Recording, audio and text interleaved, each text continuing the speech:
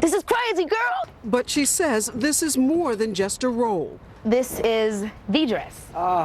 When Cinderella turns into Cinderella. That playing Cinderella is also about encouraging girls to broaden their expectations. Young black girls that think that certain things aren't possible, it's good for them to just be able to see someone that looks like them. It lets them know it's possible, but it also lets them know that just because you have never seen it doesn't mean that you can't be it. Keke Palmer, a young woman living a Cinderella dream In my own little corner, in my on Broadway. own little chair, I can be whatever I want.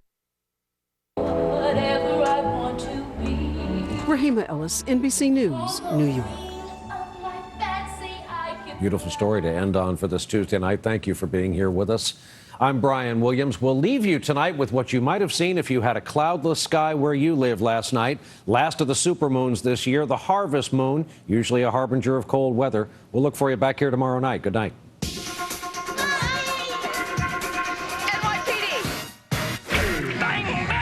The Mysteries of Laura, Wednesday, September 24th, here on NBC. Tonight, only the best of the best remain. This is the big time. Now, it all rides on this one performance. The loudest cheering of the night was all for you. Live America's Got Talent tonight and tomorrow here on NBC.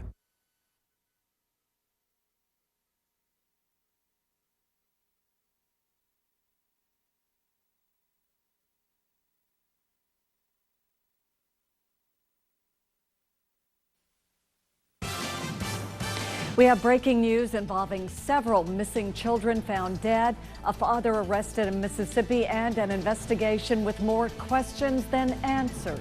Daddy love you, girl. A father captures his child's first moments on this earth as his fiancée gives birth on the way to the hospital. Testimony begins in the trial of a man accused of killing his wife and another man back in 2012. I'm David Kenny. I'll have a live report coming up. You're watching Mississippi's Best Newscast. 3 on your side. The WLBT 6 p.m. report. Breaking news and a very disturbing story tonight that spans several states. Absolutely. 5 children have been found dead in Alabama. Their bodies were found in Wilcox County, Alabama, which is southwest of Montgomery. The children were discovered in a rural area about 4 p.m. off Highway 10 at mile marker 94 outside the city of Camden. The district attorney in Wilcox County says he believes the children were killed in South Carolina. Now, this was the scene in Butler County, Alabama, earlier today, where a massive search was underway for the children who were reported missing September 3rd. Excuse me. South Carolina authorities say the children who were between the ages of 1 to 8 years old were last seen with their father. Now, WLBT has confirmed the children's father was detained and he remains in custody in Smith County, Mississippi on charges unrelated to the disappearance of the children. And Alabama sheriff says the father told Mississippi authorities he dumped the bodies on Highway 10. Law enforcement officials have not identified the mother, father, or children in this case or provided descriptions. And we will continue to follow this developing story. You can see the very latest information online. And while you're there, be sure to sign up for our email alerts. It's all on msnewsnow.com. Mississippi authorities certainly realize the importance of getting missing children information to the public quickly, very quickly. We are learning more tonight about the new tool they're employing to find children faster. Courtney Ann Jackson joins us now with the details. Marcia, we've all heard about the Amber Alerts. They include highway signs, phone alerts, and automated TV and radio messages. But the Bureau of Investigation was facing a problem. Local agencies were getting missing children reports and immediately requesting an Amber Alert. There's very specific criteria for that, though. Most importantly, they must think the child has been abducted or is in imminent danger. The department felt like there was more they could do to help find these kids. That's where the endangered.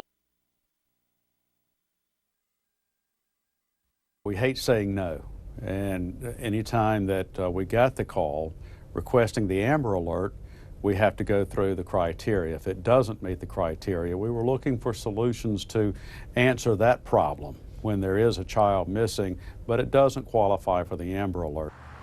The Endangered Missing Child Alert is being compared to the Silver Alert issued for adults with dementia or other mental problems. Local agencies still have to request the alert, so the time frame between the initial missing report and the alert depends heavily on local law enforcement policies. This new alert was modeled after nearby states' programs. I'm told it can be upgraded to an Amber Alert if needed. Back to you. All right, Courtney Ann, thanks. Federal authorities announced the takedown of a major meth distribution operation that transported drugs from California to central Mississippi.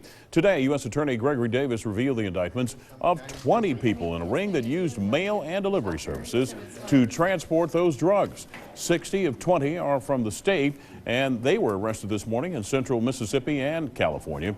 3 indictments were charging 20 individuals with the illegal trafficking. Federal investigators identified the ring leader as 69-year-old Rodney Gerald Henderson of Newton. 15 kilograms of actual methamphetamine were seized during Operation Yeti Ice. 1 kilo sells for $35,000 here in Mississippi. In this case, overall, although we've seized 15 kilograms, the information is that these people over a number of years had distributed significantly more methamphetamine than that. 3 Mississippians indicted in this case remain at large tonight. Well, we have new election 2014 coverage for you tonight. A date has been set in the appeal of Chris McDaniel versus Thad Cochran. The Mississippi Supreme Court scheduled oral arguments for 10 a.m. Thursday, October 2nd. State Senator Chris McDaniel is hoping the Supreme Court will overturn the dismissal of his election challenge lawsuit. A notice of appeal was filed on behalf of McDaniel in Jones County Circuit Court last week. Specially appointed Judge Hollis McGehee ruled McDaniel waited too long to file. He lost to Senator Thad Cochran in a June 24th runoff by more than 7,000 votes. McDaniel's legal challenge claimed there were voting irregularities. Well, he's accused of gunning down his wife and another man while they sat in a truck at a Jackson motel in 2012. Well, testimony in the Jesse Freeman double murder trial got underway in Hinds County Court. David Kenny is live with the very latest on that. David? Yeah, Jesse Freeman is charged with killing his wife Lenora and Alan Ramsey as they sat in a truck at an I-55 motel back in 2012. Prosecutors say it was a deliberate design murder, but defense attorneys say he was acting in self-defense. Prosecutors say Jesse Freeman hunted down his wife and her acquaintance that June morning, which led to the deadly confrontation. He shot and killed these 2 people without any justification, without any provocation. Police found Freeman and Ramsey both shot in a truck flipped on its side in front of the Studio 6 motel. During testimony, Lenora Freeman's former employer said that she had left him several days before due to marital problems. She said on Friday that he had threatened to kill her, and that was the last straw. She was leaving him. She said she thought she had a place to stay in Pearl, and that she knew she would have to hire an attorney to fight Jay for custody of Jaden. Today we learned that the Freeman's 7-year-old daughter was present for the shooting. Prosecutors say Jesse Freeman fired the shots only after Ramsey pointed a gun at him. Did Jesse shoot? Yes, because when you see a person pull a gun on you and your baby girl's with you and you totally don't expect to see that person, he thought he was going to see his wife. Are you going to wait till they kill you and your child? Jackson police testified that a gun was found in the wrecked truck, but it wasn't loaded. They also said their investigation revealed that Ramsey rammed his truck into the Pontiac Freeman was in just after he was shot, but just before his death. Testimony here is expected to start again at 9 a.m. and defense attorneys say that Freeman is expected to take the stand in his own defense sometime this week. For now, we'll send it back to you. All right, thanks a lot, David. Well, we got news that'll put a smile on your face Absolutely. tonight. Yeah, one proud papa. That's about the only way to describe the delivery of a Rankin County man's baby girl. And Stephanie Bell Flint has our Caught on Camera event. Can you even imagine having a baby in a car? Well, I'm going to show you pretty much what it looks like. Hey, talk to me, girl. We gonna get you there. We gonna get you there. just hold on. This is not what Corey Lynn Griffith and Diamond Jones planned as they rushed from I-20 in Rankin County to Baptist Women's Clinic September 8th at 5 in the morning. I think we were just passing maybe the airport exit, I want to say, and I felt the head come out. I had to push. And I thought it was just a false alarm, and I reached over, and sure enough it was, and I hit the gas immediately, and she said, one more push, and here she is, and she sat her on her knee, and I was like, oh my goodness. Rub her, baby, let her know you love her. Let her know you love her. And I had my phone in my hand because I had just called the nurse, and that's when I thank God for the iPhone. You can just hit it and the camera is there, and I was right there with her. While Corey is talking away to their new arrival in the video, Don cord. Well, I just wanted to make sure that it wasn't tangled or wrapped around her, and once I saw that and I, was just setting her up, I figured that we would be okay just to make it, to the hospital and let them cut the cord. But that was the first thing we checked for, to make sure that she was okay and not tangled. Or She already trying to nurse. Look at her. She ready. They tell me that I'll never love another person the way I love this girl, and I know that truly. This experience has just been amazing. I mean, it's amazing. I think it's the best memory that we have. There she go. Look at her. Daddy love you, girl. Stephanie Belflint, WLBT News. I believe he does love her a whole bunch. So does Mama. Wow, that's amazing. By the way, the baby is named after her dad, Corey Lynn Griffith. I love it. All right, a local business matters to sportsmen across the metro. Find out what the recent sales tax holiday meant for them when we come back. And could some employees within the city of Jackson be getting a raise pretty soon? We'll have details for you. WLBT is on your side, and that's why the Mississippi Associated Press awarded WLBT with Best Newscast. More experience, more coverage. Best Newscast. WLBT3. We're on your side. For answers to your legal questions, visit forthepeople.com or on your cell phone, dial #law. Being connected, staying connected. Morgan & Morgan, forthepeople.com.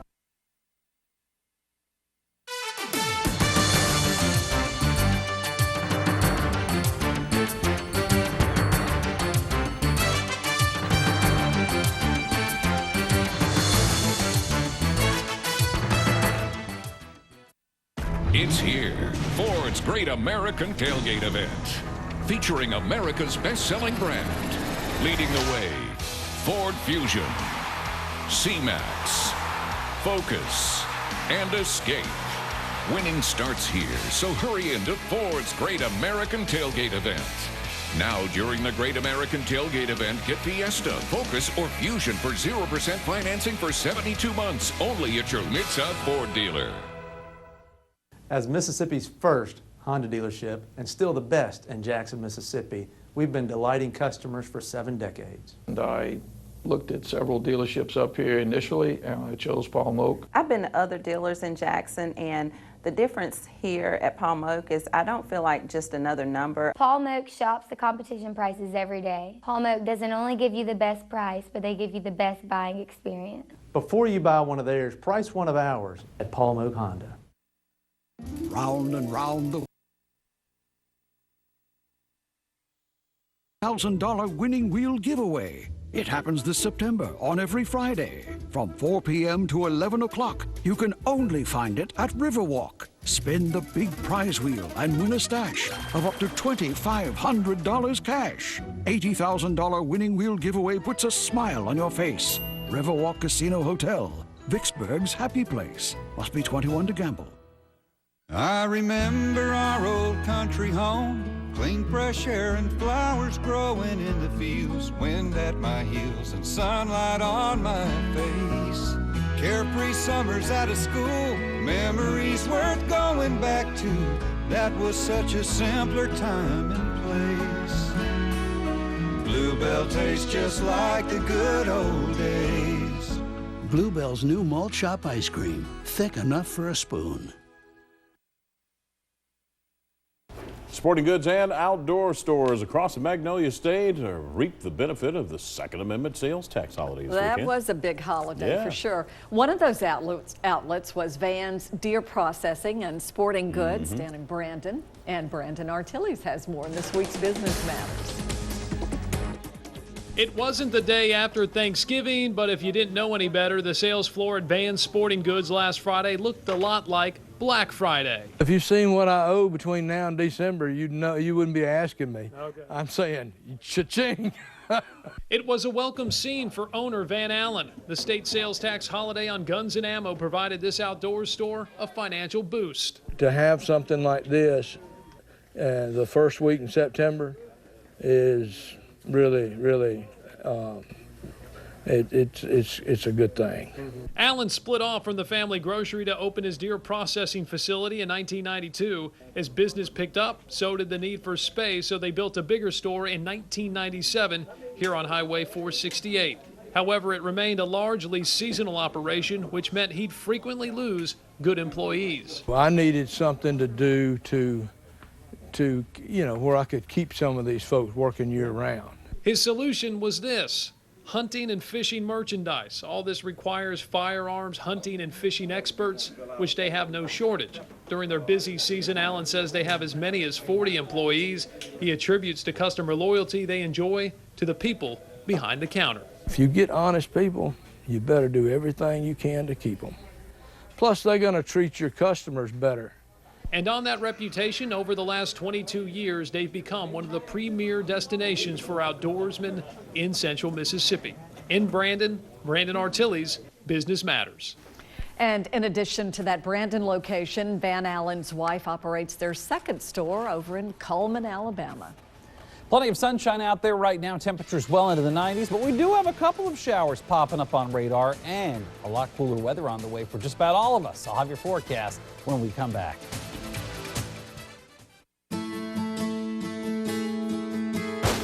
Did you have a good start with your education, but somehow got off track? At Belhaven University, we're here to help you hurdle your fears, to show you how you can balance work, family, and school, and be there for you when you need help. To reach the finish line and complete your life's goals, Belhaven University, your place to achieve your purpose. Bank. Exploring my walk-in closet. My man cave on game day. I feel most at home in my 100-year-old farmhouse. It's just the best place in the whole world. Tell us where you want to be with mortgage solutions and home improvement loans to help you build a little more personal space. She spends all her time in front of the bathroom mirror. Making you feel at home. We're Bancorp South, and we're right where you are. Get advanced technology and personal service with C-Spire Business Solutions. Welcome to a new experience, to a place where next is not your name.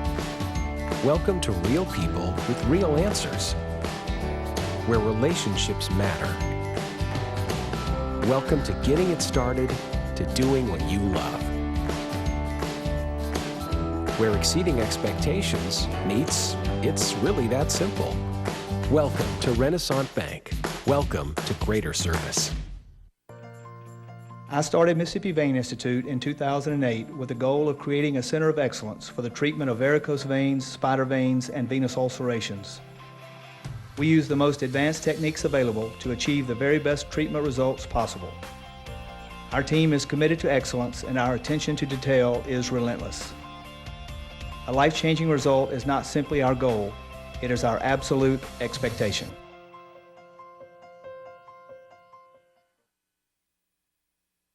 Now, your first alert weather with meteorologist Dave Roberts.